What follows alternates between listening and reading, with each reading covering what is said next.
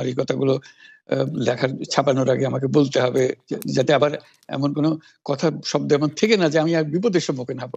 আমি শুধু বিপদ থেকে দূরে থাকার জন্য এটা করছি, কারণ আমি চারদিকে বিপদের মধ্যে আছি। কাজেই কথা না বলা, এটা একটা নিজেকে রক্ষা করার একটা সুবিধা আর কি, যত কম বলা যায় ততই হয়তো ঝামেলা থেকে বাঁচবো। সম্পূরক প্রশ্ন করতেই হয়, নিজেকে কতটা রক্ষা করতে পারলেন প্রফেসর ইউনূস? পারলাম না তো, এত তো খালি বাড়ছে।